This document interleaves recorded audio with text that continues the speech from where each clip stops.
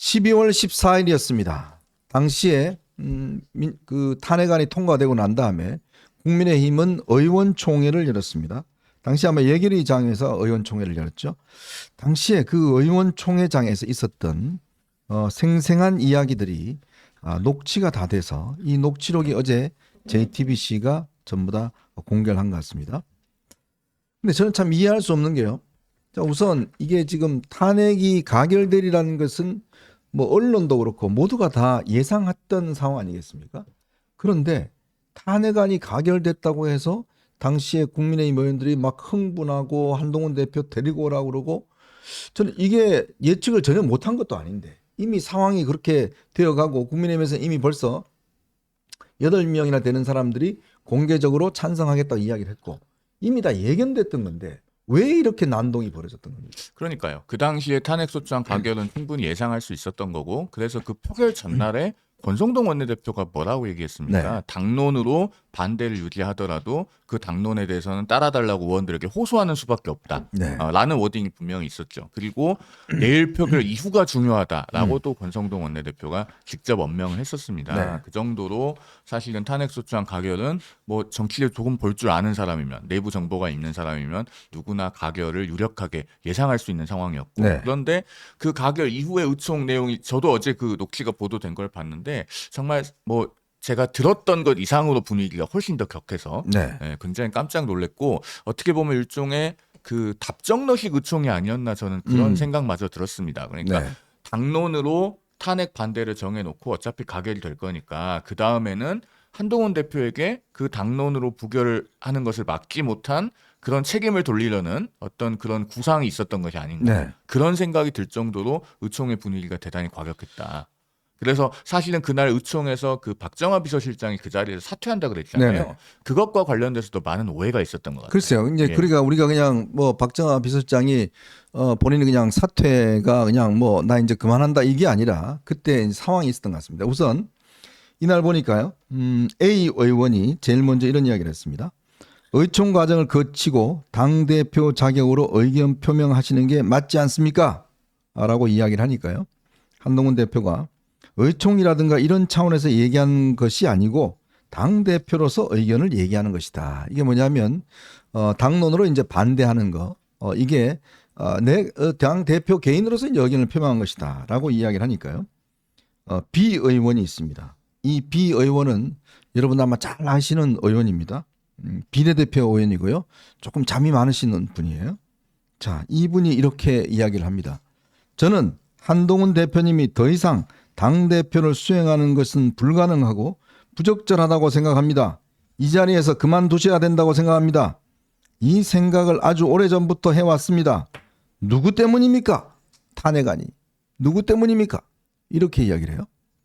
이게 바로 제가 설명드렸던 이 잠이 많으신 분, 바로 그분이 굉장히 목소리를 높여서 이야기를 하는데, 아니 그러니까 이게 지금 참 이해할 수 없는 게, 아니, 탄핵안이 이게 지금 한 대표 때문이 그래요? 저는 이 녹취록을 들으면서 이제 사실 뭐 이 내용은 또 미리 기사가 돼서 알고는 있었는데 좀 그런 생각이 들던데, 예전에 그 몇 년도죠? 2004년도인가요? 네. 노무현 대통령 탄핵안 가결됐을 때 그 당시 이제 그 당시 그 열린우리당인가요? 그 의원들이 막 본회장 앞에까지 이제 네, 막 튀어나와서 울고 나오고 했죠, 막. 울고 뭐 네. 자료들 막 집어 던지고 거기서 주저앉고, 그래서 그 탄핵안을 가결한 이쪽 당을 상대로 뭐 굉장히 맞아요. 극렬하게 이제 네. 저항을 하잖아요. 근데 이번에는 야당에 저항하는 게 아니라 왜 당대표한테 다 돌아와서, 네. 그것도 그럼 이렇게 울분이 있었으면 그 자리에서 이재명 민주당한테 그 뭘 집어 던지고 소리 지르고 울고 불고 이런 그 울분을 거기다가 얘기를 해야지. 네. 만약에 그러고 싶다면. 네. 근데 왜 여기 와서 비공개 자리에서 이거를 했을까? 그리고 또 방금 이분이 말씀하신 거 보면은 한동훈 대표한테 그 당대표직 그만두라고 하면서 이 생각을 아주 오래전부터 해왔다. 오래전부터. 그럼 이거는 탄핵과 상관없이 오래전부터 했다는 얘기예요. 빌드업이 있었다는 얘기처럼 들리죠. 그렇죠. 그러니까 아니 이거는 뭐 탄핵 때문에 뭐 이거 당신 나가라 뭐 했던 게 이 의총의 분위기였는 줄 알았는데 네. 그게 아니라 방금 말씀하신 대로 굉장히 오래전부터 빌드업 해갖고 오늘 우리가 이걸 드디어 시연한다 이런 얘기인지 바로 이해가 잘 안 돼요. 그동안 보면 김옥균 프로젝트라고 그래서 이제 한동훈 대표를 끌어내리기 위한 여러 가지 계획들이 이제 김옥균 프로젝트로 이제 표현이 됐잖아요. 실제로 저는 여기서 이거였구나. 이 생각을 아주 오래 전부터 했구나. 이분이 뭐 구상한지는 모르겠지만 참 그리고 더군다나 비상계엄이 솔직히 한 대표가 했습니까? 그러니까 한 대표가 그래서 그 이야기를 한 거예요. 아니 내가 이거 군인을 그렇죠. 비상계엄을 했냐? 그 이야기를 한 거예요. 이렇게 그렇죠. 이야기를 하니까 네. 여러분 비상계엄을 제가 한 겁니까?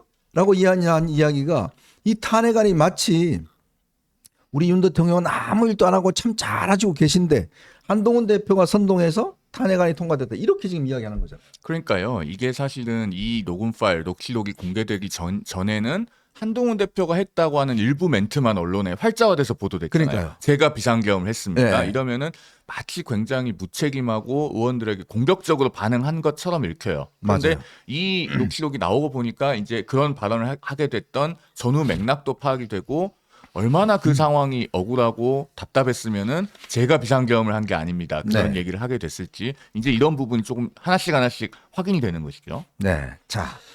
그리고요. 이제 그다음에 C 의원이라는 분이 23분이 함께 움직였구나 하는 생각을 하고 우리가 색출을 한다. 이런 말을 저는 안 맞는 것 같습니다. 왜 그 23분은 어떤 분의 뜻을 따라서 저는 움직였을 거라고 보고 있다. 이게 뭐냐면 친윤계에 있는 분입니다. 중진인데 이렇게 이야기를 했어요. 그러니까 한동훈 대표 당신이 지금 선동해서 23명이 이렇게 갔다라는 이야기인데 그 다음 이야기가 아주 압권입니다. 자, 친윤계 D 의원입니다. 이렇게 이야기를 했습니다.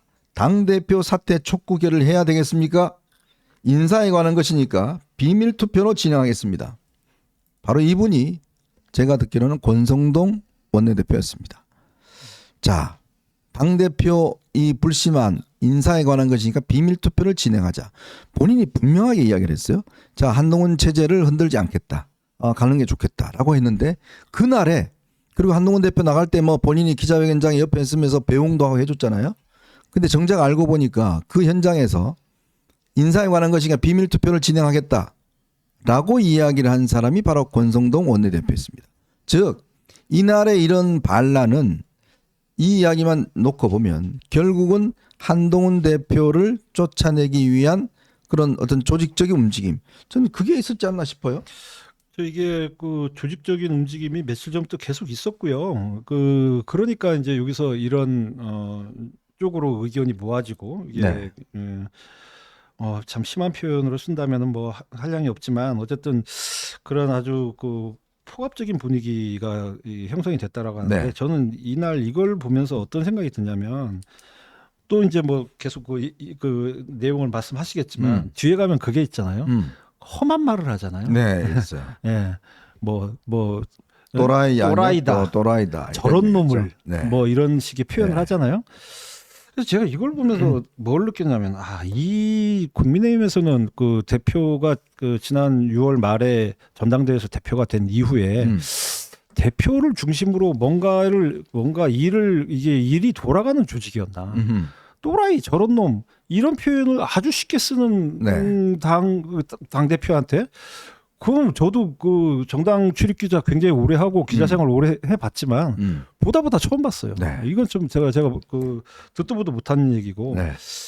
그리고 이게 여기서 이날의 녹취록에서 또 하나의 문제는 뭐냐면 이게 이제 그 보도가 되니까 이게 이제 방송에 보도가 되니까 이쪽에서는 또 이것도 누가 했냐? 누가 녹음하고 누가 유출했냐? 네. 라고 하는 거에 대해서 상당히 이제 부글부글 끓는 그런 분위기가 있다는 얘기가 있던데 이게 그 박상수 변호사가 이제 페이스북에 그렇게 쓰셨단 말이에요. 네. 보니까 황당한 얘기다. 아니 이건 분명히 2차 가해다. 이건 이제 예를 들어서 범죄 현장에나 학폭 증거가 나왔는데 증거를 이렇게 제시하니까 왜 그 증거를 만들었는지를 추궁하는 거랑 똑같은 거다. 근데 이런 2차 가해를 하려고 생각했다는 것 자체도 상당히 참 이해는 잘 안 가요. 네. 그런 부분들이. 네. 자, 이제 그렇게 이제 권성동 원내대표가 바람을 잡았습니다. 사퇴에 대한 바람을 잡으니까 친한계 이 의원이 저희가 지금 다 같이 모여서 당대표의 끝까지 분풀이하는 모습까지 국민들에게 보여야 하겠습니까? 무슨 소리야 하니까 분풀이죠 라고 또 이렇게 이야기를 해서 이제 대응을 했습니다. 대응을 하고 나니까 한 대표가 사퇴하지 않겠다 이런 입장을 이제 밝혔는데, 그러자마자 바로 아까 우리가 이야기했던 대통령실 출신, 대통령실에서 국회의원 된 저 TK의 국회의원 된 인사가 이렇게 이야기합니다. 또라이 아냐 도라이?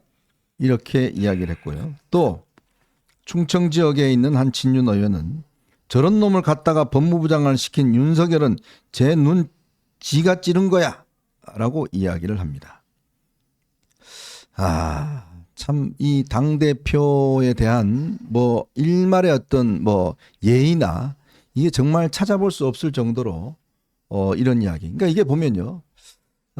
결국은 이 당시에 이제 의총 분위기만 이걸 보면 결국 이게 아까도 제가 말씀드렸지만 탄핵안은 기본적으로 통과될 것이 거의 확실시 됐어요. 자, 그런데 이제 통과되고 나니까 그 안에서는 아무 말도 하지 않던 이들이, 윤석열 대통령에서는 찍소리 못하는 사람들이, 친윤 의원들이 이제 와갖고 모든 화풀이를, 야, 니 때문에 지금 탄핵안 통과됐잖아. 윤 대통령이 뭐 한 거는 아무도 이야기 안 해요. 그래 놔놓고 이제 이렇게 이야기합니다. 저놈은 갖다가 저 놈이라는까지 이야기해요. 야, 이게 지금 이 발언자들이 보면 대부분 TK 출신 의원들이에요.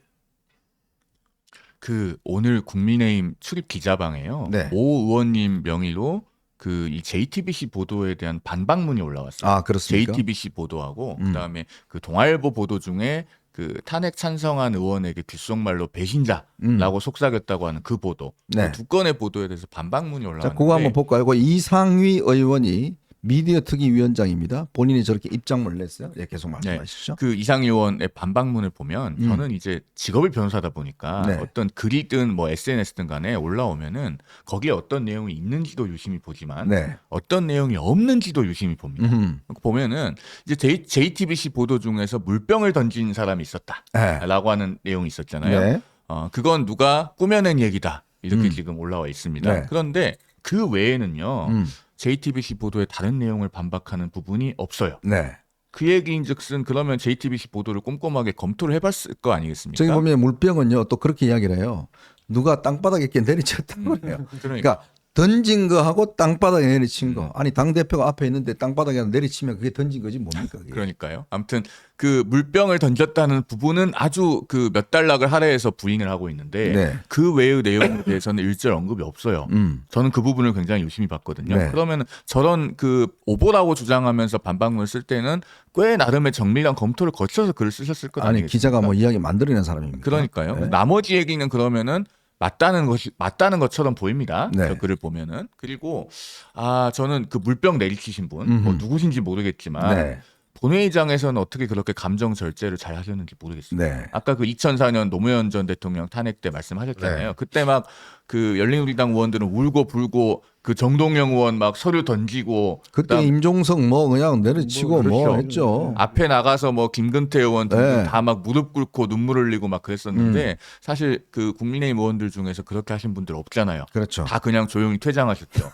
그러고서 거기 들어와서는 격한 감정을 못 이겨서 물병을 내리쳤다고 하는데 글쎄요, 제가 참 어떻게 이해해야 될지 모르겠습니다. 야, 그러니까 보면 이게 참 어디 가서 빰 맞고 어디 가서 화풀이하냐 이 이야기가 딱 맞는데 참 이들이 말입니다. 계엄령이 내려졌을 때 진짜 대통령실 향해서 한 번이라도 입장이라도 냈으면 제가 이런 이야기 하지 않습니다.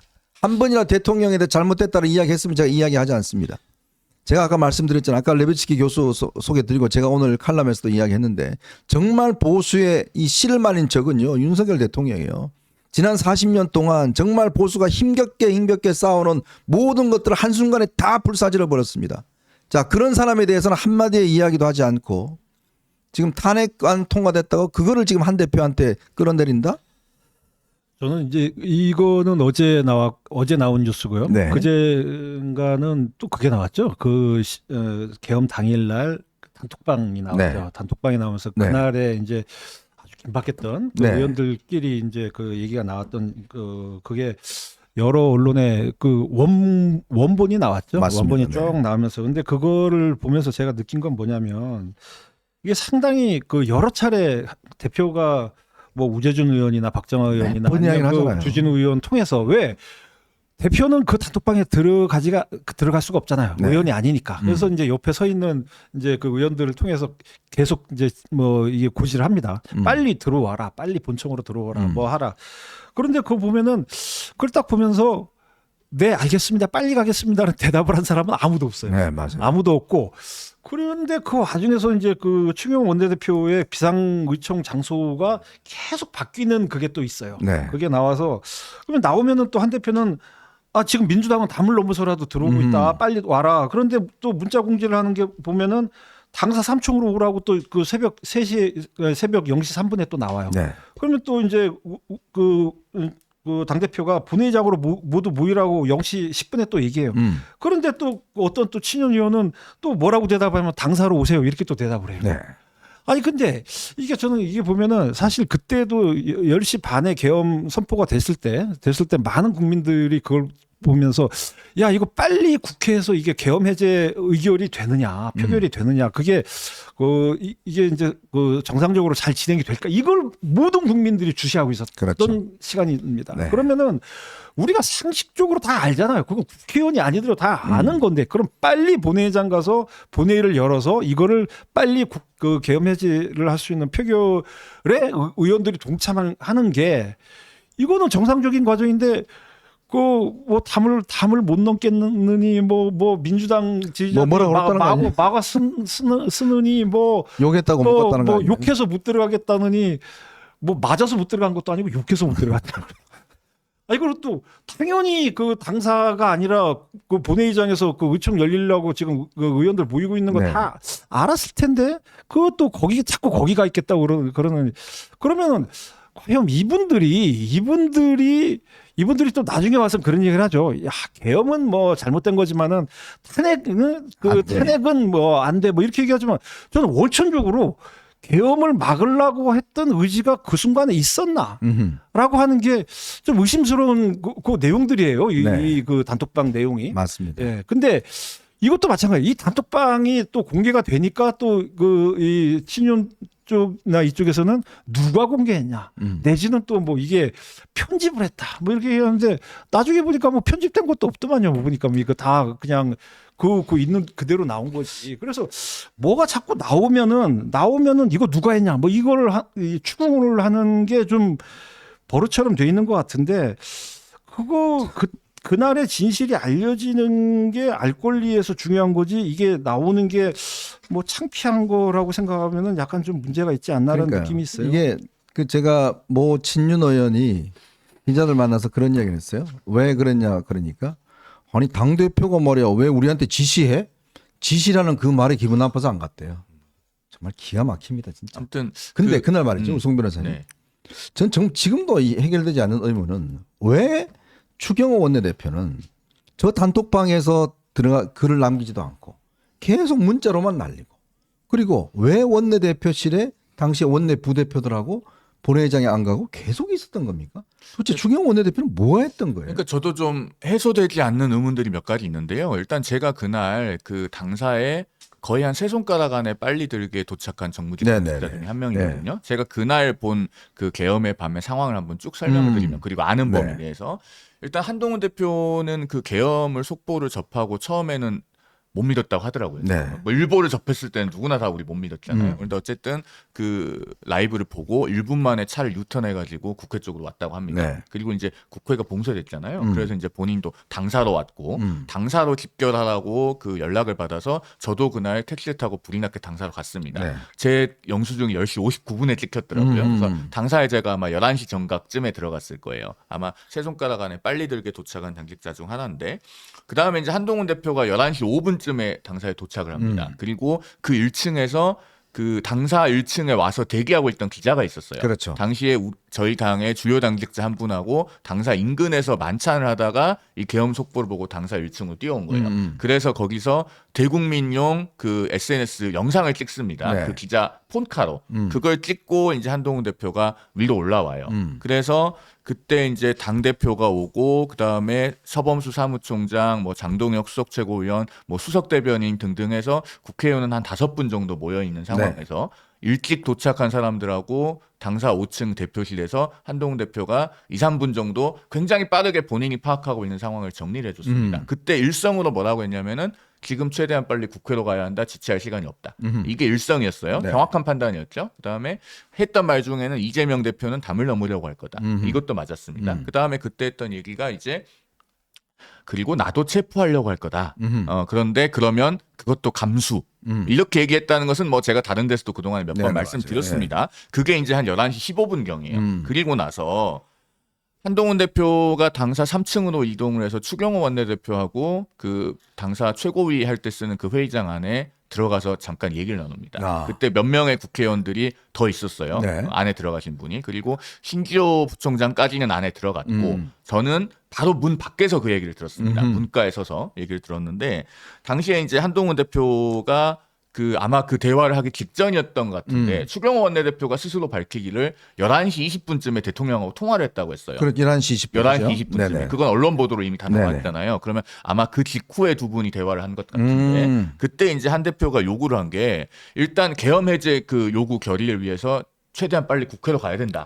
라고 했는데 그때 추경호 원내대표가 하신 말씀은 여기서 중진들이나 의원들 이야기를 들어보자. 여기서 듣자. 그래서 첫 번째로 이견이 있었어요. 그러면서 이제 두 분 다 그 언성이 높아져서 문 그게 밖에 대통령 전화 받고 난 다음이죠. 아마 그랬을 걸로 네. 보여요. 왜냐하면 제가 시간대를 맞춰보니까 저희가 당사에서 출발한 게 한 11시 33분, 35분 그쯤이거든요. 그게 다 언론사에도 생중계가 됐기 때문에 시간이 다 나와요. 그리고 당시에 뭐 메신저 주고받은 것들도 있고. 그러니까 아마 그 11시 한 25분에서 30분 사이, 그 사이에 이 대화를 했던 것 같아요. 근데 추경 원내대표는 여기서 중진들이나 의원들 그 이야기를 들어보자 라고 해서 두 분 사이에 처음 이견이 있었고 그래서 언성이 높아지면서 그 문 밖에까지 얘기가 다 들렸습니다. 그리고 그 한동훈 대표가 또 어떤 걸 요구를 했냐면 여당이 반대 입장을 여기서 정확히 내는 것이 중요하다. 그때 한동훈 대표는 이미 SNS 메시지를 2번을 낸 상태였죠. 10시 51분에 한 번 내고 그다음에 또 11시 13분쯤에 그러니까 그 당사 5층에 와서 그 당 차원에서 국회 차원에서 즉각 계엄 해제를 요구를 할 거다. 이런 메시지를 낸 상태였어요. 그리고 나중에 국회 들어가서 0시 1분에 또 한 번 내죠. 근데 어쨌든 한 대표는 추경호 원내대표에게도 그 공개적으로 메시지를 내달라고 요구를 해요.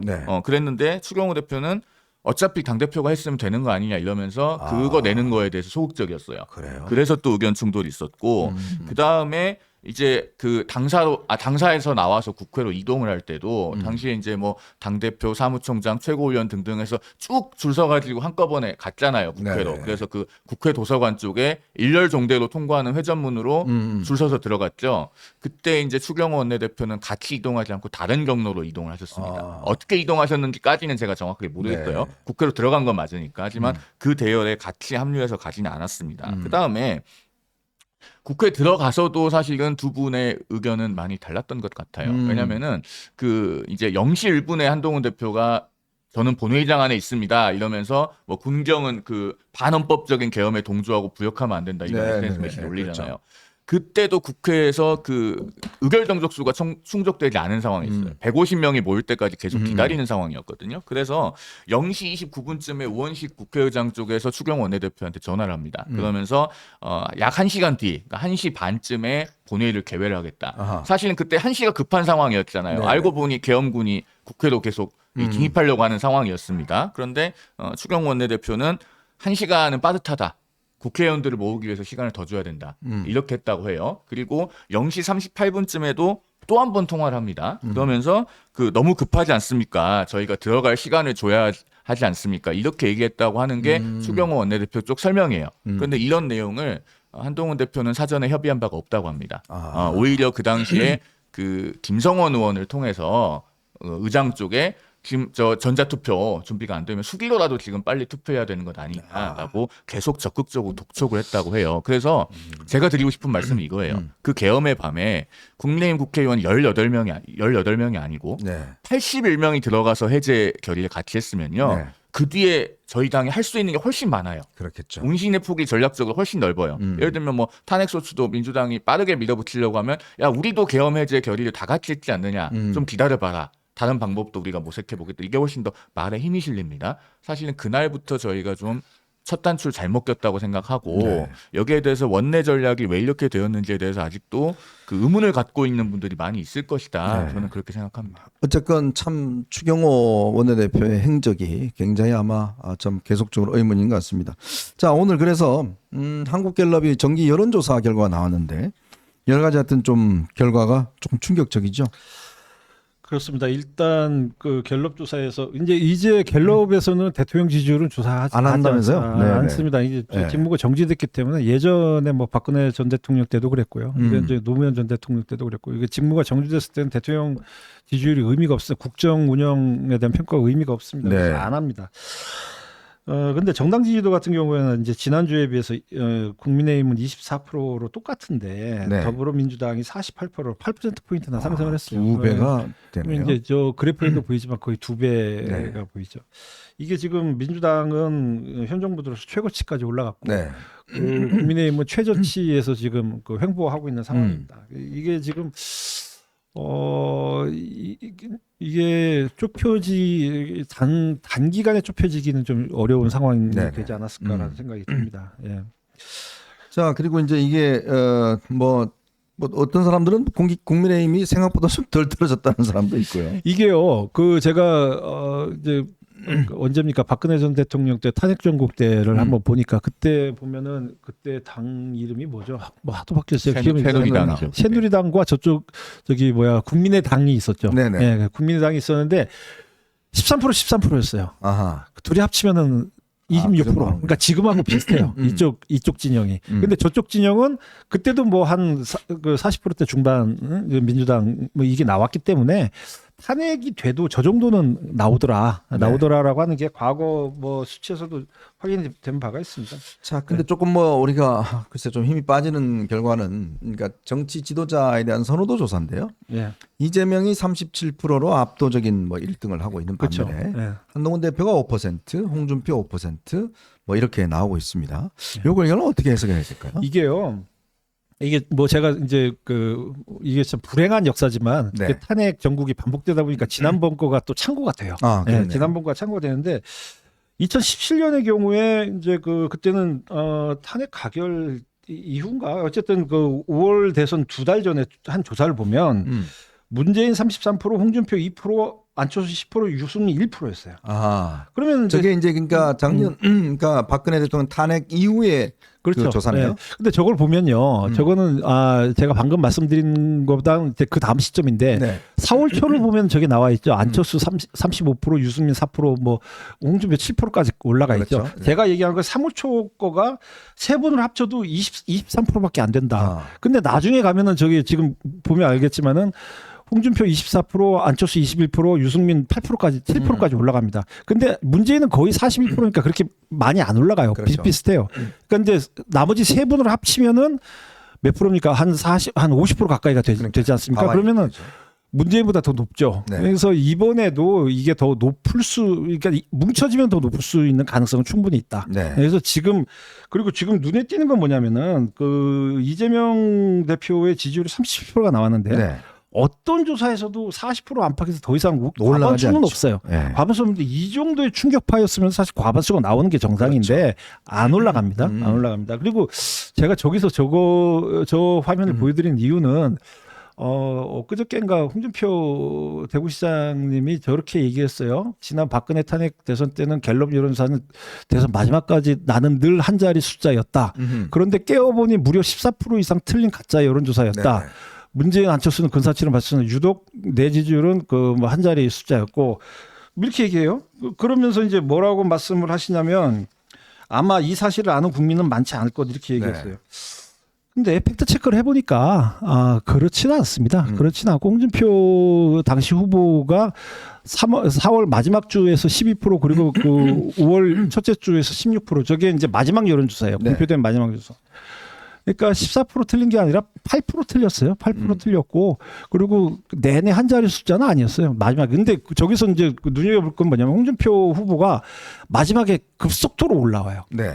마지막에 급속도로 올라오는 그 추세가 보이기 때문에 아마 대선이 조금 더 있다 치러졌으면 더 많이 올라갔을 것 같은 생각이 드는데 이게 워낙 처음에 낮았던 그러니까 홍준표 후보도 당시에 이제 사분 리스크가 있었죠. 근데 그게 해소가 되면서 이제 그 대선에 참여를 한 거였고 그러면서 나중에 이제 그 이쪽 보수표가 많이 옮겨진 것 같은 생각은 드는데 근데 그 저기 갤럽 여론사는 가짜 여론조사였다라는 표현은 좀 과한 게 아닌가. 네. 근데 갤럽도 좀 정확하게 해야 된다라고 하는 필요성은 뭐 물론 있죠. 물론 있는데 그 너무 쉽게 여론사를 우리가 맹신해서도 안 되지만 또 무시해서도 안 된다라는 네. 뭐 그런 생각은 듭니다. 예. 홍준표 시장 말을 뭐 말씀이라 안 그래도 됩니다. 그냥 말이라 그래도 돼요.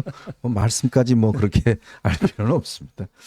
어쨌거나 지금 이제 전반적으로 탄핵에 대한 후유증들이 있으면서 이제 지지율이 아직까지는 이제 한동훈 대표도 좀 많이 이렇게 떨어진 상황인 것 같습니다. 그렇지만 이게 이제 조금의 먼지가 또 가라앉고 하면 다시금 이게들이 어떻게 또 국민들에게 표현될지 또 지금은 보수 유권자들이 또 이런 여론조사 잘 또 정말 할 마음이 없으시기 때문에 뭐 맞습니다. 그런 면도 예, 있습니다. 예, 맞습니다. 예. 예. 이거는 조금 더 이제 우리가 시간이 지나봐야 좀 더 정확한 상황을 판단할 수 있지 않을까 싶습니다.